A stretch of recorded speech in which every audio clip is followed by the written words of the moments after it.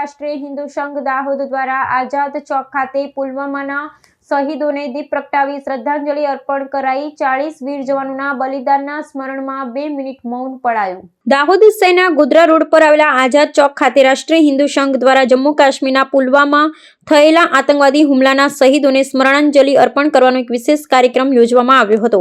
વર્ષ 2019માં દેશની સુરક્ષા કાજે પોતાના પ્રાણ ન્યોછાવર કરનાર 40 વીર જવાનોના સર્વોચ્ચ બલિદાનને યાદ કરી રાષ્ટ્રીય હિન્દુ સંઘના નેજા હેઠળ એકત્ર થયેલા નાગરિકોએ તેમની ભાવભીની શ્રદ્ધાંજલિ પાઠવી હતી। આ ગરિમાપૂર્ણ અને ભાવુક પ્રસંગે ઉપસ્થિત સંઘના હોદ્દેદારો અને કાર્યકરો દ્વારા શહીદોની સ્મૃતિમાં દીપ પ્રાગટ્ય કરવામાં આવ્યું હતું। ત્યારબાદ માતૃભૂમિની રક્ષા માટે વીરગતિ પામેલા જવાનોના આત્માની શાંતિ અર્થે સામૂહિક રીતે 2 મિનિટનું મૌન પાળી આદર વ્યક્ત કરવામાં આવ્યો હતો। દીપકના અજવાળા અને મૌનની શાંતિ વચ્ચે ઉપસ્થિત સૌ કોઈની આંખોમાં શહીદો પ્રત્યે કૃતજ્ઞતા અને દેશભક્તિનો ભાવ સ્પષ્ટ જોઈ શકાતો હતો। કાર્યક્રમના અંતે ઉપસ્થિત રાષ્ટ્રપ્રેમી જનતાએ ભારત માતા કી જય ને વીર શહીદો અમર રહોના નારા લગાવી વાતાવરણને દેશભક્તિમય બનાવી દીધું હતું। સંગઠન દ્વારા આ પ્રકારના આયોજન થકી નવી પેઢીમાં રાષ્ટ્રપ્રેમ અને શહીદો પ્રત્યે આદરની ભાવના કેળવવાનો પ્રયાસ કરવામાં આવ્યો હતો। આ શ્રદ્ધાંજલિ સભામાં રાષ્ટ્રીય હિન્દુ સંઘના સભ્યો ઉપરાંત મોટી સંખ્યામાં સ્થાનિક નાગરિકો પણ સ્વયંભૂ જોડાયા હતા। ભારત માતા કી જય, ભારત માતા કી જય, ભારત માતા કી જય।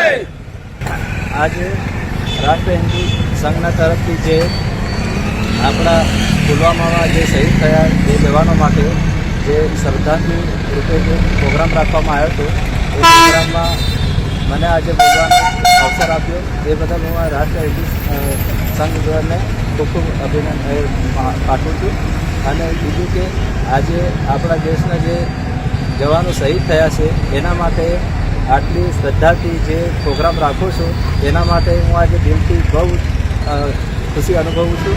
અને આવી જ રીતના દેશ અમે તો દેશની માટે સેવા કરતા જ નથી, પણ તમે આવી રીતના દેશના સૈનિકો માટે આવી રીતના પ્રોગ્રામ રાખો છો તો અમારે પણ સીનો એકદમ ગર્વથી ઊંચો થઈ જાય છે। અને આવા જ પ્રોગ્રામ તમે કરતા રહેજો અને દેશ હિત માટે જે જવાન અત્યારે પણ જે પોતાની ઘર પરિવાર બધું છોડીને જે જાય છે એ લોકોને પણ આટલો પ્રોત્સાહન મળતો રહેશે। એટલા માટે હું આ રાષ્ટ્રીય સંઘને ખૂબ ખૂબ અભિનંદન પાઠવું છું। ભારત માતા કી જય, ભારત માતા કી જય।